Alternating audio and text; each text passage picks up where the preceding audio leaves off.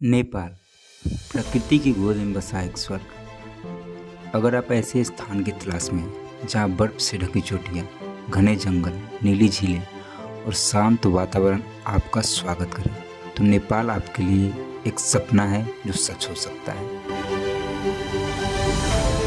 नेपाल की प्राकृतिक सुंदरता ऐसी ही है कि हर यात्री, पर्यटक, ब्लॉगर्स का दिल छू लेती है। नेपाल की सबसे बड़ी पहचान है हिमालय पर्वतमाला।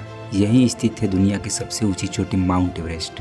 जब सूरज की पहली किरण इन बर्फीली चोटियों पर पड़ती है तो नज़ारा ऐसा लगता है जैसे स्वर्ग धरती पर उतर आया हो। नेपाल की घाटियाँ और बहती नदियाँ जैसे त्रिशूल, सेती और काली गंडक रोमांच के साथ साथ सौंदर्य भी देती हैं। यहाँ आकर आप सिर्फ प्रकृति नहीं देखते, आप प्रकृति को महसूस करते हैं। इसलिए यदि आप ऐसी जगह ढूंढ रहे हो जहाँ शांति, सौंदर्य और सच्चा सुकून मिले, एक बार नेपाल जरूर आइए।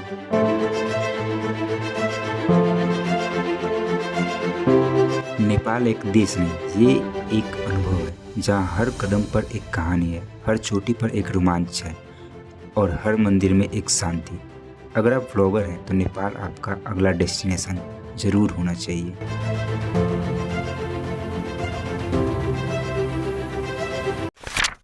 तो हम 6 लोग 3 बाइक्स लेकर के निकल गए नेपाल के लिए। और हम बिलोंग कहाँ से करते हैं, तो हम बिहारी हैं, यानी कि बिहार के आरा शहर में हम रहने वाले एक छोटे से गांव से बिलोंग करते हैं। तो हम अपनी बाइक्स को लेकर के निकल पड़े सुबह सुबह 4 बजे नेपाल के लिए। और ऐसा नहीं है कि नेपाल हम पहली बार जा रहे थे, नेपाल हम इससे पहले भी 2-3 दफ़ा जा चुके हैं, फिर ये हमारी नेक्स्ट ट्रिप थी।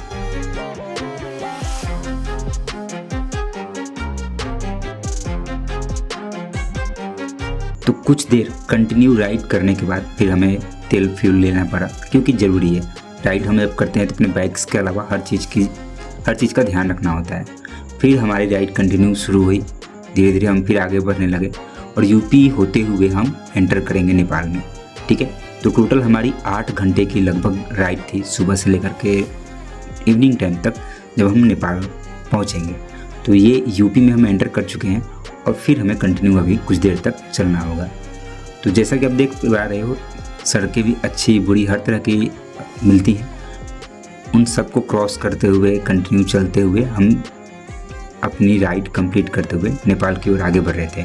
और ऐसा नहीं है कि सिर्फ हम राइड ही कर रहे हैं कंटिन्यू, जहाँ पे भी भूख प्यास लगे वहाँ पे रुक जाते थे। बीच में हमें कुछ फैंस भी मिले जो हमारे गोप्रो को देख करके रुकने को बोलते थे और फिर वो जानकारी लेते थे कि हमारा कौन सा चैनल है, ये सारी चीज़ें। और आप भी हमारे चैनल को सब्सक्राइब जरूर कर लेना।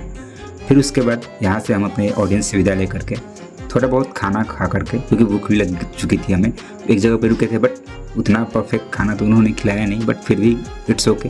फिर वहाँ से हम आगे बढ़े अपनी राइड को कंटिन्यू करते हुए और रास्ता तय किया। हालांकि धूप बहुत तेज़ थी और ख़ास करके अप्रैल, मई, जून में, तो हम लोग अप्रैल के मंथ में निकले थे। तो इस तरीके से चीज़ें तो रहती हैं, फिर भी अगर आप कंफर्ट जोन से बाहर निकलोगे तभी इस तरह की चीज़ें अचीव कर सकते हो, इस तरह के नज़ारे देख सकते हो। तो फिर हमने अपनी राइड कंटिन्यू करी। कुछ दूर चलने के बाद, धीरे धीरे आगे बढ़ने के बाद हमें प्यास वगैरह लगी। फिर हमने अपनी बाइक्स रोकी और बीच सड़क पे रुक करके हमने लस्सी वगैरह पी, ताकि थोड़ा सा फ्रेश हो जाए, क्योंकि आपको बीच बीच में एनर्जेटिक होना ज़रूरी है। थोड़ा सा रिफ़्रेश नहीं करोगे खुद को तो फिर प्रॉब्लम्स होती हैं। तो हमने खुद को रिफ़्रेश करा और फिर हम अपनी राइड को कंटिन्यू करते हैं।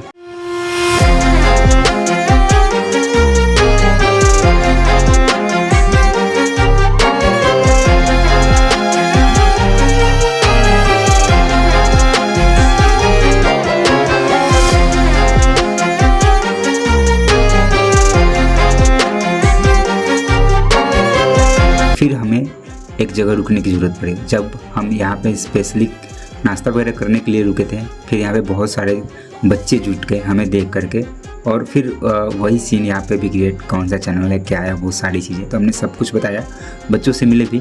और फिर यहाँ पे थोड़ी देर उनसे इंट्रोडक्शन वगैरह करके हम आगे निकले, क्योंकि हमारी राइड अभी कंप्लीट होनी बाकी थी, बहुत दूर हमें जाना था। इसलिए इन बच्चों से मिल करके फिर हम यहाँ से धीरे धीरे आगे निकल गए।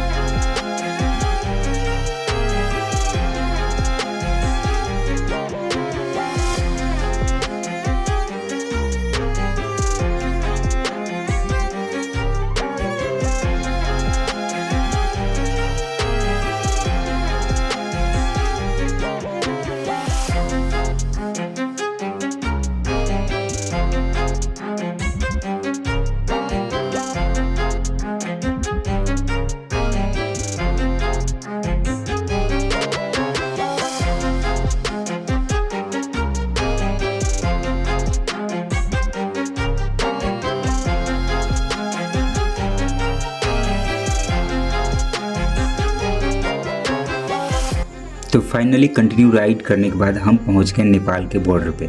लगभग 800 किलोमीटर हम चले होंगे और नेपाल के बॉर्डर पे पहुंच गए। और यहाँ पे थोड़े बहुत आपके डॉक्यूमेंट्स चेक होते हैं, आधार कार्ड, पैन वगैरह, ड्राइविंग लाइसेंस, ये सब कुछ चेक करी जाती हैं। तो यहाँ पे हम सबसे डॉक्यूमेंट्स बारी बारी से चेक किए गए कि आप कहाँ से आ रहे हो, क्या चीज़ें मतलब देखी जाती हैं। सिक्योरिटी पर्पज़ से आप डॉक्यूमेंट्स सारे अपने पास रखना, बाइक्स के भी और ख़ुद के भी। और कुछ पासपोर्ट साइज फ़ोटोज़ भी आपके चाहिए जो आगे चल करके आपको ज़रूरत पड़ेंगी, इसलिए इन बातों का खास ध्यान रखना आपको। फिर यहाँ से डॉक्यूमेंट्स वगैरह वेरीफाई करके हम धीरे धीरे आगे की तरफ निकल जाते हैं, मतलब नेपाल में एंटर कर जाते हैं।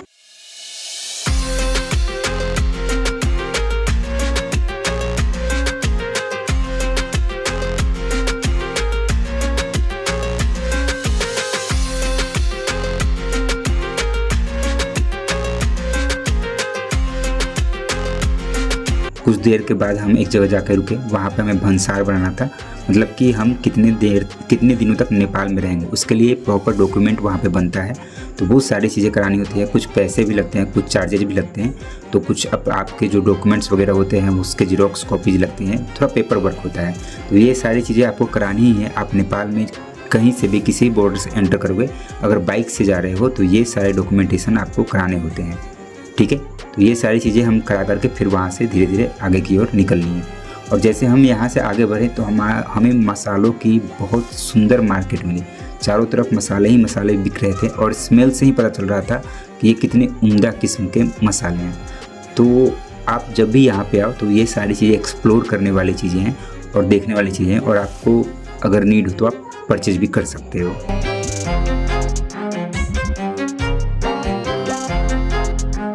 तो धीरे धीरे हम नेपाल की तरफ बढ़ने लगे। अब नेपाल में एंटर करने के बाद हमारा फर्स्ट स्टे था लुम्बिनी, मतलब हमें लुम्बिनी फर्स्ट डे रुकना था और नेक्स्ट डे पूरा लुम्बिनी घूमना था। तो इसलिए हम उसी रूट में आगे बढ़ते गए। तो फाइनली हम लुम्बिनी पहुंच चुके हैं। लुम्बिनी में आकर के हम एक गेस्ट हाउस में रुके, मतलब होटल वगैरह कहीं तो रुकना ही है आपको। तो ये था सेवा गेस्ट हाउस, बहुत ही परफेक्ट था, मतलब रेट वाइज, प्राइस वाइज, कमरे वगैरह हर एक चीज़ बहुत ही व्यवस्थित थी। तो हम यहाँ पे आके सारे लोग रुके। हमने ऊपर सेकंड फ्लोर पे रूम लिए अपने और यहाँ पे स्टे किया। आके रुकने के बाद बाइक्स वगैरह लगाने के बाद काउंटर पे सब कुछ समझा हमने, बिल वगैरह जो भी था। तो यहाँ के जो ऑनर्स थे उनको हमने अपना पैसा वगैरह पेमेंट वगैरह करके सारी चीज़ें करके हम ऊपर चले गए। और ऊपर जाने के बाद जो हमें कमरा मिला था, चलिए वो दिखाता हूँ। तो ये रहा हमारा कमरा, इसमें सारे लोग आ गए, फ्रेश वगैरह हो गए।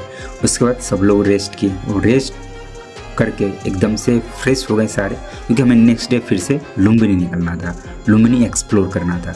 अर्ली मॉर्निंग उठे, थोड़ा बहुत नाश्ता किया और उसके बाद निकल गए। और ये जो हम रुके थे होटल में, जिस होटल में सेवा में, वहाँ से ऊपर का व्यू आपको दिखेगा कि बाहर की चीज़ें किस तरीके से दिख रही थी।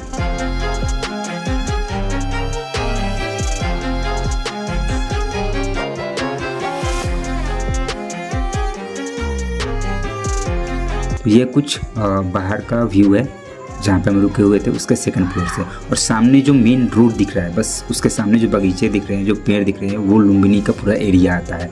मतलब लुम्बिनी के 4-5 अलग अलग गेट्स हैं, किसी भी गेट से आप एंटर कर सकते हो, ठीक है।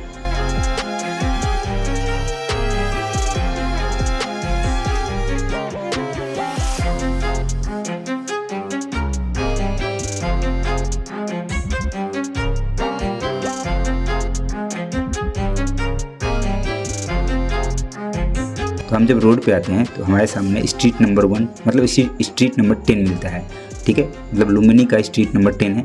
तो यहीं से हम एंटर करेंगे लुम्बिनी में, मतलब लुम्बिनी घूमने के लिए। लुम्बिनी का जो एरिया है बहुत दूर में है।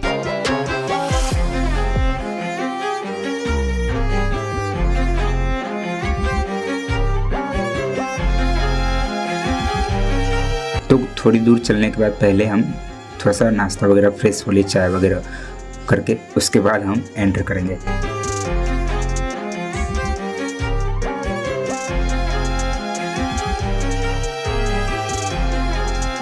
तो ये रहा लुम्बिनी का गेट, ठीक है। इसमें व्हीकल्स वगैरह की एंट्री नहीं है और इस पर रिपेयरिंग वगैरह का कुछ काम चल रहा था। तो हमने यहीं से एंट्री किया और एंट्री करने के बाद हम सीधे अंदर गए और अंदर सारी चीज़ें घूम करके एक्सप्लोर करी हमने।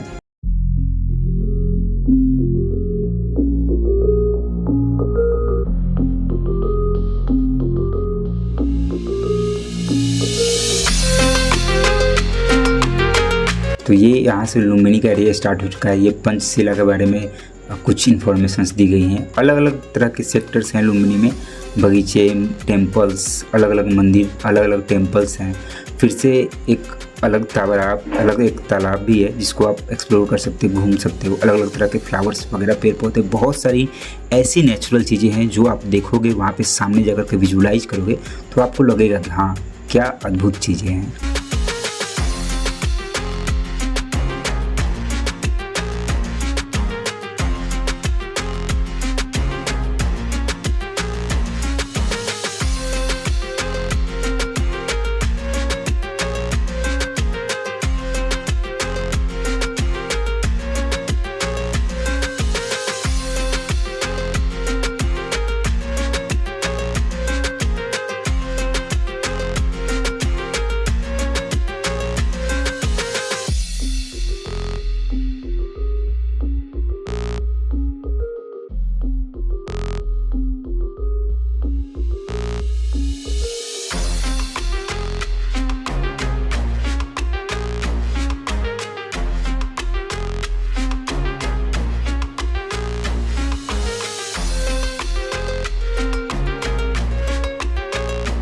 बहुत ही अच्छे तरह से मेंटेन किया गया है पूरे लुम्बिनी को वहाँ के टेम्पल्स वगैरह जो भी हैं उन सबको बहुत अच्छे तरह से मेंटेन किया गया है।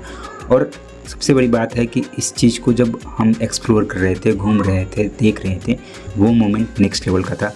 बहुत ही अच्छा लग रहा था, हर कोई एंजॉय कर रहा था।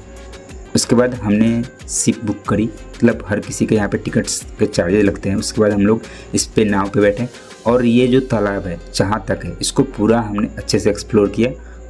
एंड तक हम इसमें बैठ करके एंजॉय किया और पूरे लुम्बिनी को एक तरीके से हमने इसी नाव पे बैठ करके एक्सप्लोर किया। फिर ये राइड जब हमारी कंप्लीट हुई तो उसके बाद हम लुम्बिनी के जो सारे टेम्पल्स वगैरह हैं उनको भी एक्सप्लोर किया।